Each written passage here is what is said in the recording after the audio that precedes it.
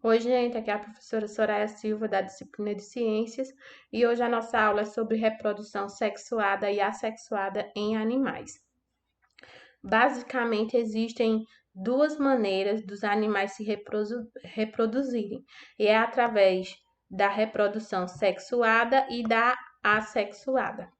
A sexuada basicamente é a união dos gametas, ou seja, a união das células reprodutivas, enquanto a assexuada é apenas a divisão celular, tá? Não ocorre a união de gametas, não ocorre a união de células reprodutivas e por isso também não ocorre a troca de material genético, tá? Quando a gente fala em material genético, né, nós estamos falando de genes, porque o material genético ele é formado a partir dos genes, tá? E esses genes são justamente as características que é passada de um ser vivo para o outro. Então, de um, de um ascendente para o seu descendente, ou seja, de um ser vivo para o próximo dentro da sua espécie, tá? Então, o que são os genes? Os genes são as características. Então, a cor dos olhos, o tamanho da boca, o formato do nariz, a cor da pele. Então, essas características, elas são passadas de um ser vivo para o outro através do material genético que é formado pelos genes, tá? E isso só pode ser estudado, basicamente, no século XIX, a partir de um estudioso chamado de Gregor Mendel, que ele foi quem identificou como eram realizadas, transferidas essas características de um ser vivo para o outro. A reprodução sexuada é aquela que ocorre a variabilidade genética, ou seja, um ser vivo ele não vai ser idêntico ao anterior, tá certo? Então, o filho ele não é idêntico ao pai e à mãe, porque o seu material genético vai ser diferente. Tá? E como ocorre a formação desse novo ser vivo? Ele ocorre inicialmente pela união do espermatozoide com o óvulo. O óvulo, ele é a célula reprodutiva feminina, ou seja, ele é o gameta da mulher. E o espermatozoide é a célula reprodutiva masculina, tá? Então é o gameta masculino.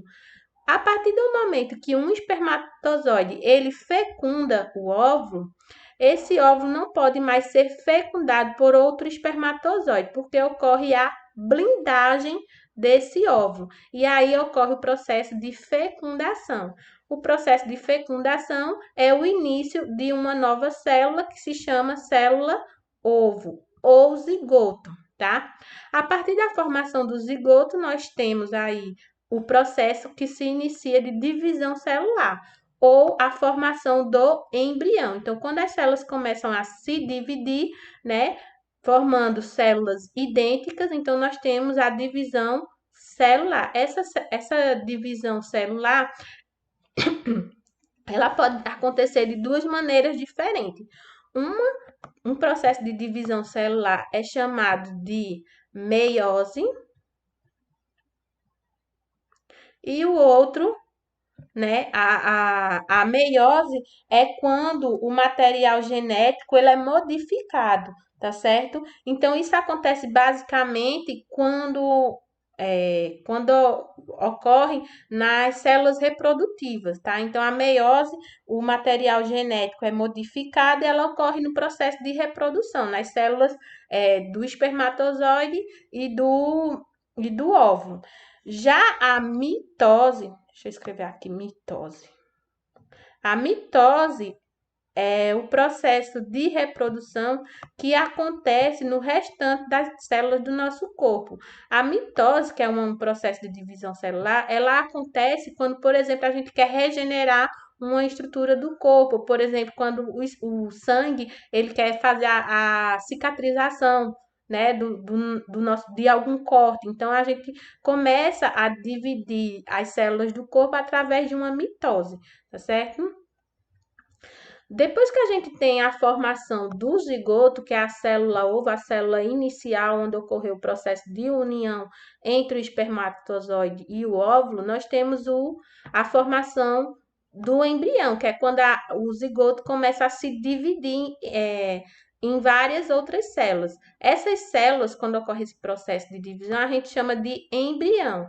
Esse embrião, com um determinado tempo, ele vai iniciar o processo de diferenciação celular, ou seja, as células elas vão começar a ter funções específicas e a partir daí formar os tecidos.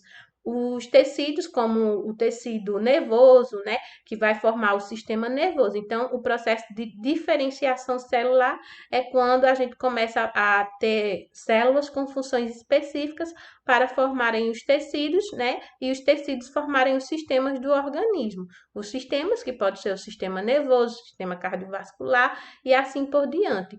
Quando o embrião ele já está com características de um indivíduo na sua forma adulta, a gente chama de feto, mas ele ainda assim continua dentro do organismo para poder se desenvolver totalmente.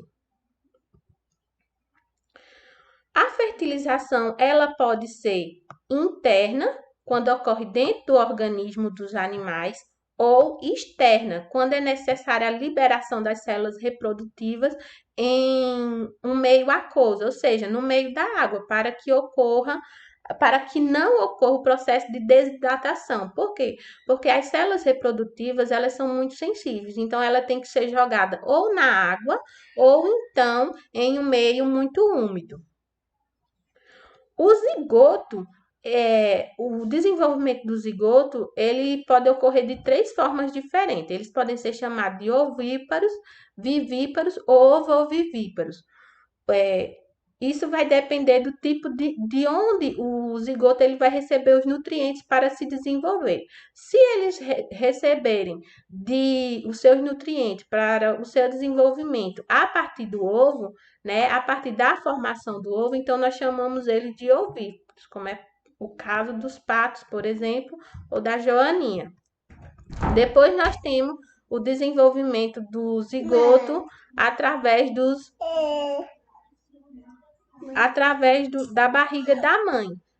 Esse processo de desenvolvimento acontece quando o zigoto ele recebe o nutriente diretamente da placenta, que é uma estrutura originada dentro do útero, que é específico para animais vivíparos, como por exemplo os mamíferos que vocês estão vendo aí na imagem. E por último, nós temos os ovovivíparos. Os animais ovovivíparos são aqueles em que o ovo, o zigoto, ele recebe o seu nutriente diretamente do ovo. Só que o ovo, ele está dentro da barriga da mãe, como é o caso, por exemplo, do tubarão e da arraia. A reprodução, ela pode ser também assexuada. Quando ela é assexuada, eu trouxe aqui dois exemplos de reprodução assexuada para vocês, que é o brotamento e a regeneração por fragmento, tá? Aqui a gente tem uma hidra e a hidra ela pode, em um determinado momento, começar a sua divisão celular e a formação de um broto. Esse broto, em um determinado tempo, ele vai se desprender da hidra e aí ele vai ser um indivíduo, tá? Vai ser outro indivíduo. E aí ele vai continuar o seu processo de desenvolvimento. Ou então através da regeneração, como ocorre com as estrelas do mar, que eu trouxe aqui para vocês como exemplo.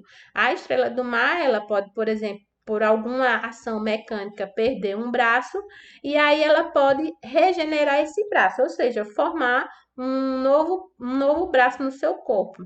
Mas se esse braço que foi desprendido, ele tiver um disco do material genético, então vai se desenvolver em uma nova estrela do mar, tá certo? Lembrando que a forma assexuada não tem a variabilidade genética, não ocorre, porque o novo ser que foi formado, ele vai ser idêntico ao anterior. E muitas vezes isso se torna não muito interessante, porque se ocorrer um desequilíbrio ecológico, por exemplo, alguma ação externa, esses indivíduos são idênticos e aí eles não vão conseguir se adequar a uma nova situação. O que já não pode acontecer, por exemplo, com a reprodução sexuada, que ocorre a variabilidade genética, então é mais fácil para os indivíduos eh, se adaptarem a uma nova situação do ambiente, tá certo? E aí continuar o seu processo de reprodução de espécie. E por hoje é só, viu, pessoal?